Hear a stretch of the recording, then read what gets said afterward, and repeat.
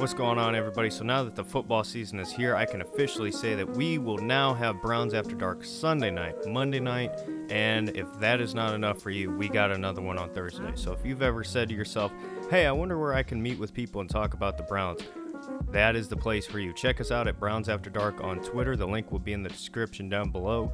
Times will also be posted on that Twitter page, so be sure to give us a follow, turn on your notifications, and come let us know what you think. We want to know your thoughts, so I'm looking forward to seeing you there.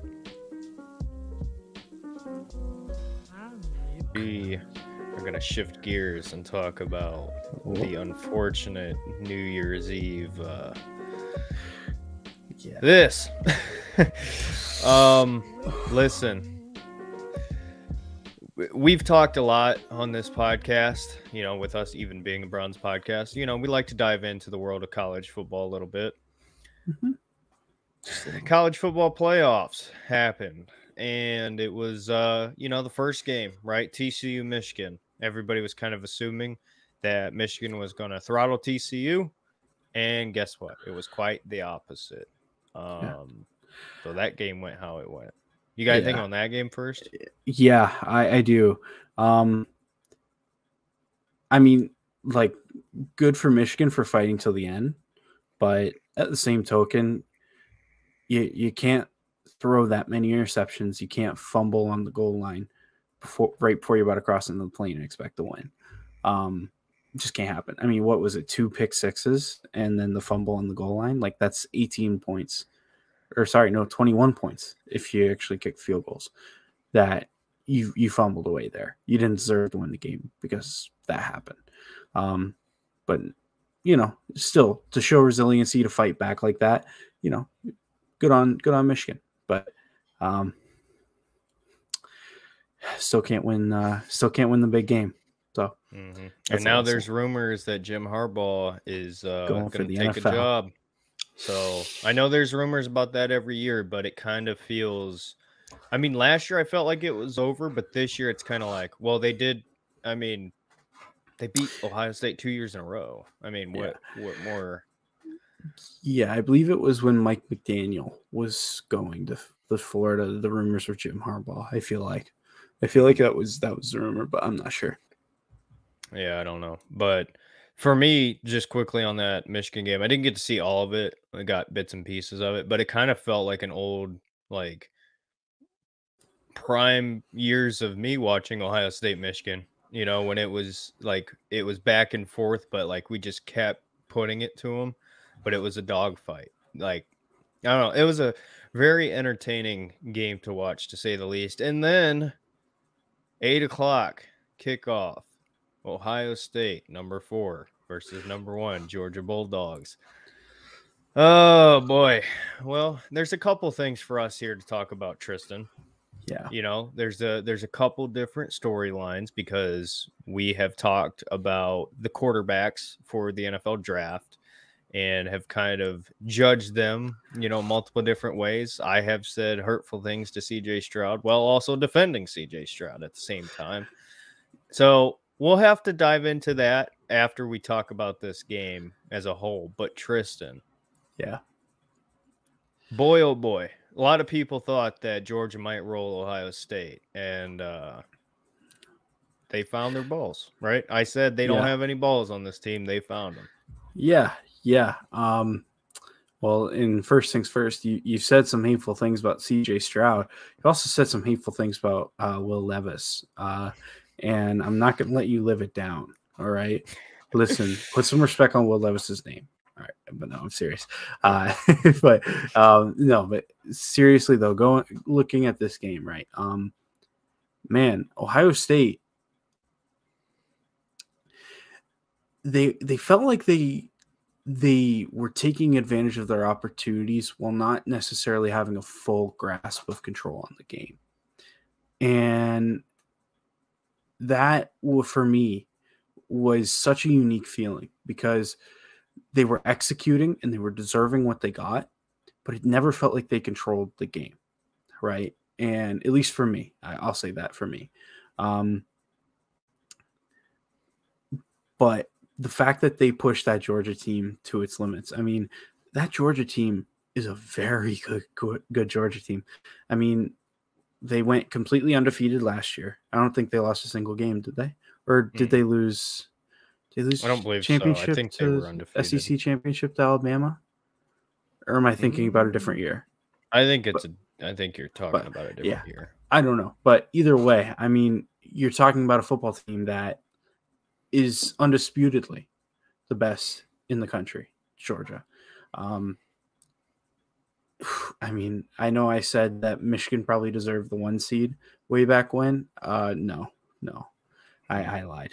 Georgia definitely deserved that. And they showed it. They were a good football team. But what sucks and what hurts about that game is CJ Stroud gave Ohio State every opportunity to win that football game that he possibly could. I mean, I look back at the touchdown that he created to put the team up 21-7. You know which one I'm talking about. Dead to rights. He had 2 or 3 Georgia D linemen unblocked right in his face. You know those guys are going first round, right? So he had 3 of those guys in his face, found a way, got out of the pocket, got to the sideline, and he made a throw. He used his legs to create a play. And it showed to me, holy hell, this guy, that is the talent I honestly didn't know he possessed. I did not know he was capable of doing that. That right there is what you see out of Patrick Mahomes. It's what you see out of Josh Allen.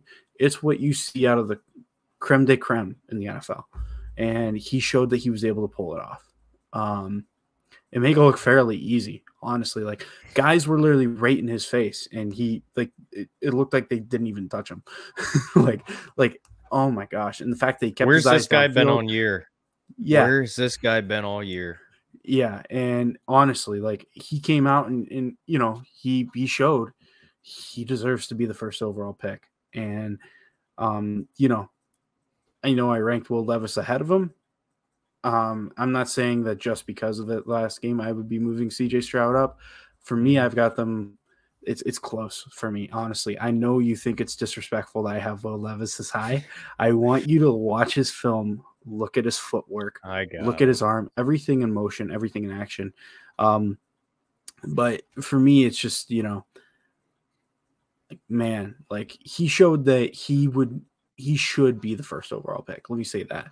I think Will Levis is more of a risk and, kind of like a hipster choice. So for me, it moved him up ahead of Bryce Young. I do not think highly of Bryce Young. I don't think highly of Anthony Richardson, who Texans fans, for some reason, out of the blue, I know I'm going off track here, That's desperately insanity. Want him, and I don't understand it. They want him late first round, early second, and it's oh my gosh, what are you doing? But either way, let's move off of that, right? So, back to this game. He played unbelievably. Honestly, he was fantastic. And at the end of the day, I mean, he put 41 points up on the board, and he gave the team a chance to win at the end there. I mean, that long run that he had to get those yards to get him in field goal range, I thought that was it. I thought the game was over. I didn't agree with the rest of the play calling in that situation. No kidding. Yeah, right. And then we've seen some bad kicks over the years. Holy hell. That was such a terrible kick. And I remember I was watching I had the game pulled up on my phone while me and a couple friends were watching the ball drop. And 3, 2, 1, woo, right, whatever, right. And then I'm looking, I'm like, snaps back. The hold is good. The kick, it's off. And I just tossed my phone. I was like, oh my gosh. And I didn't have the audio up because I didn't want to take away from everybody else who was focused on the ball drop. I thought it was a block. I genuinely thought it was a block. It was not touched, at least from what I've seen. It was not touched. And that, honestly, I feel for that kicker because, you got to, you got to go to practice. you got to go to campus, like, knowing you were the guy that blew it. But honestly, like, you can't miss that. You just can't. I mean, wow. Oh my gosh. But it's very symbolic of the season for Ohio State, in my opinion. Exactly. Yep. Very symbolic. They had the talent to get it done, but they let it slip away, and they didn't maximize their talent. That would be the number one thing I would say is they didn't maximize that talent that day. So, Derek, I know you care and you love deeply this Ohio State team, and you just love Ohio State to your core. What was the feeling in your body the moment that you saw that absolute shank? Oh, actually, no, let me take it back. What was your feeling after CJ Stroud, who had battled through the entire game, had gotten Ohio State into the position, he takes off for that run and gets Ohio State in field goal range against Georgia, down 1 point with 20 seconds to go, or however much time was left? What was your feeling after that run? Oh, dude, let me tell you, I was so just bamboozled is like the only word to describe watching CJ Stroud run like that. Like, the criticism that I've been telling you about CJ Stroud is literally like no athleticism. He doesn't not a mobile quarterback. Legs. Exactly. He cannot, like, he just doesn't move. And it's not that he can't, he just doesn't do it. And like I've been telling you, like, that's going to hurt him because that's what they want. That's what the NFL wants. And, these up and coming young draft quarterbacks, like, you got to have both. It's just the new standard. And we haven't seen that, like, literally at all. And not even just that run, just at times in this game of where he just took off. I'm like, I was watching it with my, one of my coworkers, right? Because I thought I had a family thing, and then that got changed, and I told him, I was like, all right, fine, I'll come, watch the game with you at this place in Columbus. And I looked over at him, I'm like, where's this been? You couldn't figure this out 12 games ago? Like, you're now just wanting to run? Like, oh, you against Michigan, nope, I'm not going to use my legs, but against Georgia, yeah, I'll run. Like, what? Like, I just didn't understand it. But let's take it back. This game was absolutely insanity. It was insane. I thought that this Ohio State team was going to honestly come out and just lay down. I thought something was going to hit them early. Georgia was going to get up and they were going to lay down. That's kind of how I envisioned this game going. And in all honesty, it went the complete opposite. It was more like Georgia got smacked in the mouth early. Ohio State goes up early, goes down first drive, touchdown. And it was very impressive because, listen, the run game was not there. But when it was there, it was from CJ Stroud. It was CJ making plays, which, again, we have not seen CJ Stroud do that, but he did that here. And another thing that it kind of just made even more clear, if it wasn't clear already, Marvin Harrison Jr. is by far the best player in college football. What he did against that Georgia secondary and Keely Ringo, who is going to be a top 10 pick, guaranteed top 10, maybe even top 5 is kind of pushing it, but Ringo is a fantastic corner.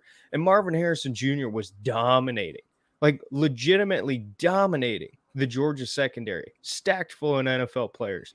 So, again, if you have any doubts about Marvin Harrison Jr. and how good he actually is, that should tell you, because I've never seen a receiver do to that Georgia defense what he did. And it changed the course of the game when he went out, right? Got knocked out, took a bad hit, and everything changed from there. And it's not an excuse to why you lost. But point being is that's the level of player that Marvin Harrison Jr. is. He is that good that it does not matter who he's going up against. So that was the matchup I was pumped to watch. Was like best receiver, best corner. Like, let's just have that war. And Marvin Harrison Jr. dominated. I mean, I don't even think it was close. As far as the game as a whole, though, Ohio State's defense, you got to get the secondary fixed. Got to absolutely get the secondary fixed. If I'm Ryan Day, I'm on the phone with every corner in the country and the portal till season kicks off next year. Right? You have got to get that figured out. There's really no excuse why Stetson Bennett was able to kind of pull the things that he did. Like, and a lot of it was just being out of place. I felt like just undisciplined, got spun around, just not good. Yeah, I thought that was Joe Woods' defense. Not gonna lie, they That's they did all right in the first half. They went up big, played prevent, and they so badly wish they shouldn't have. Yeah, it was and bad. it's frustrating. It's frustrating because the defensive line did a great job. Oh my god, They were very good. JT Tuimoloau, yeah, another standout performance game from him. Like there was guys on this team, Steel Chambers, Tommy Eichenberg, like who stepped up and got the job done. But the secondary, man, it just wasn't there, and it cost us. Because to your point, Stroud did everything he possibly could. I have never seen a quarterback make plays like that for this Ohio State team. CJ Stroud, some of the things that he did with pressure in his face, tough situations, like he did not go down. That was all CJ. And to your point, as far as that last drive and what ended up being that missed field goal, abysmal play calling from Ryan Day. How you call, what was that, 2-3 pass plays when you get down there from CJ?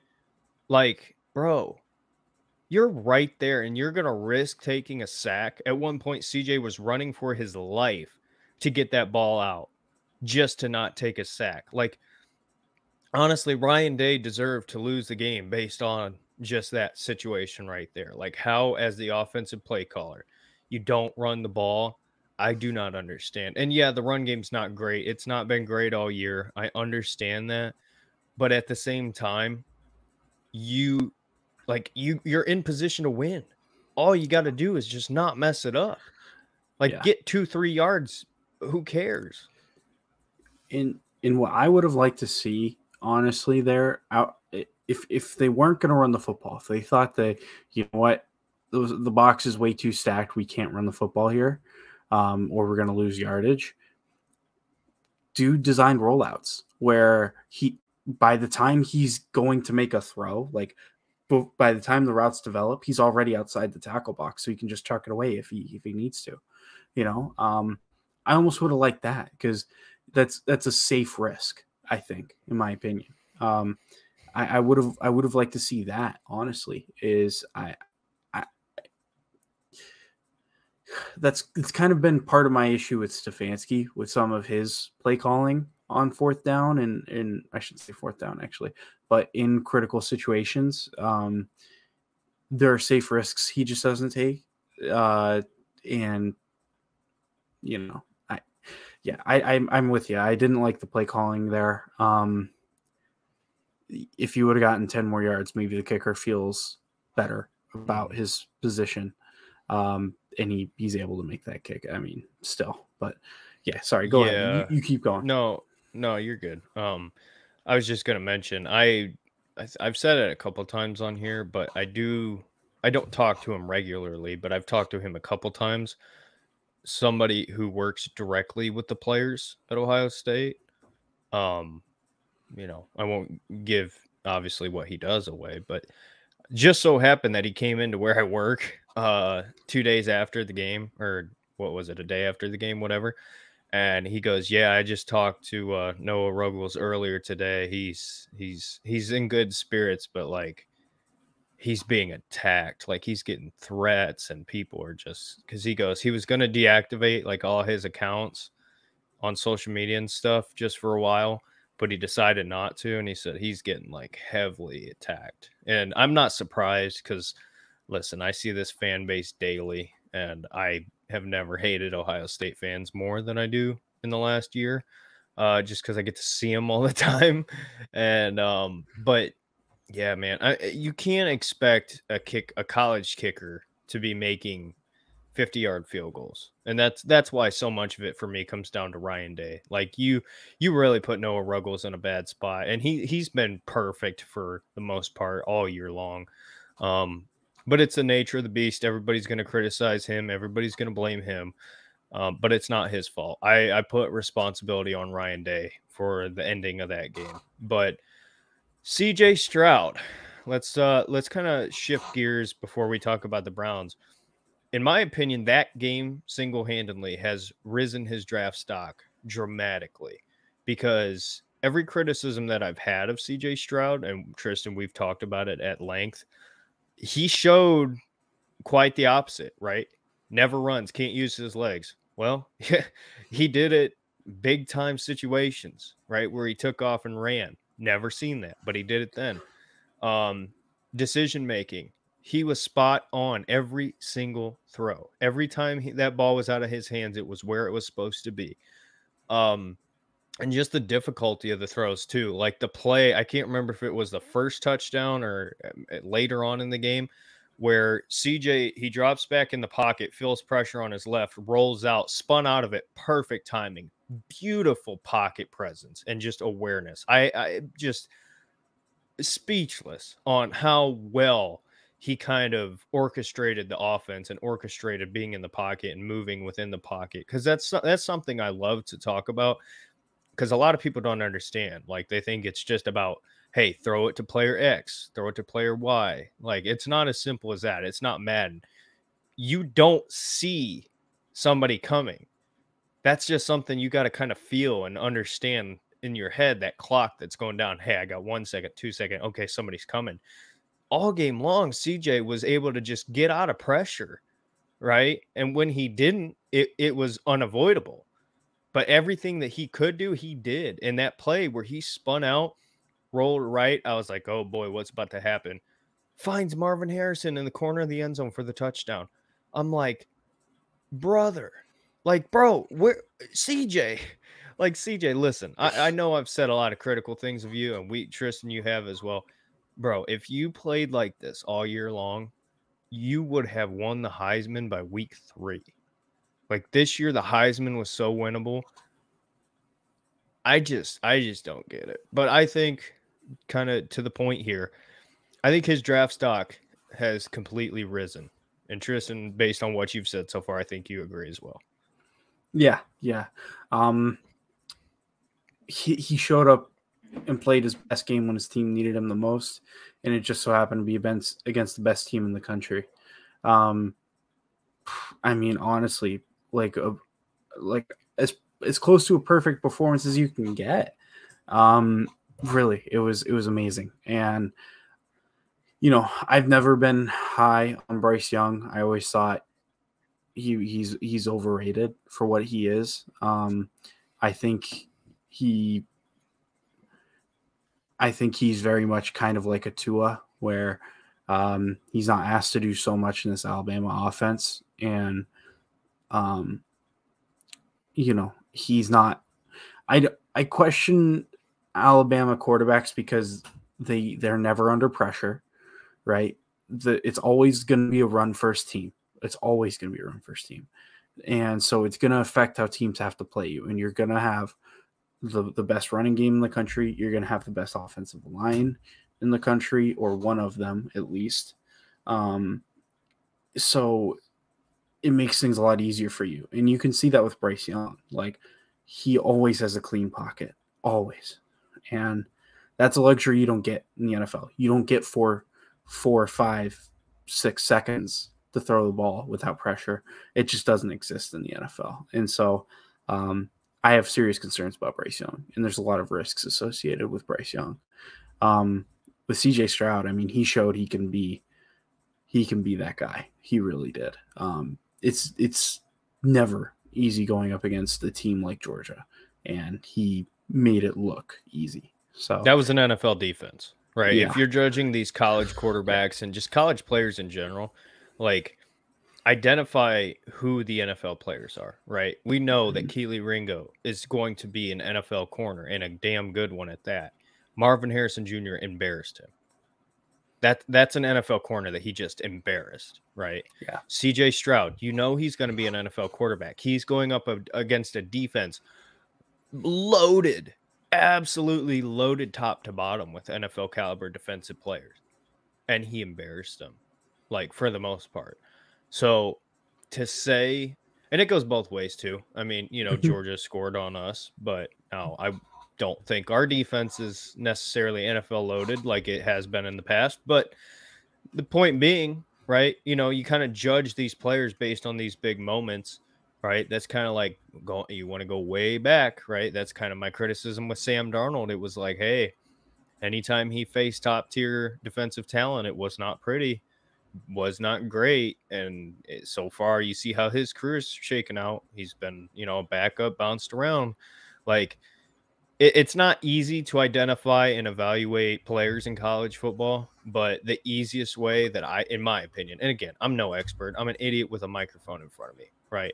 It looks like I'm in the Browns stadium. I don't know what I'm talking about. Like, we're just here to talk. But in my opinion, as far as like how I would judge quarterbacks, I'm judging your talent against top tier talent. I don't care what you did against Toledo this year, CJ Stroud. Like, I don't care. That does not matter to me, right? I don't care what you did against Akron or whoever. Like, show me what you do against these guys. Show me what you do against Alabama, Georgia. I would say Clemson, but they're irrelevant. You get what I mean? Like, these top tier programs, show me what you can do. And that's what was so disappointing about the Michigan game, was like that Michigan defense has talent. Not as talented as Georgia, right? Michigan's not as talented as Georgia, but you decided to show up for this game and not that one. So what's the culture issue in the locker room? Because clearly there is one. That's kind of how I look at it, Tristan. Yeah. But yeah, you know, definitely some concerns for Ohio State moving forward, but it's time to transition back into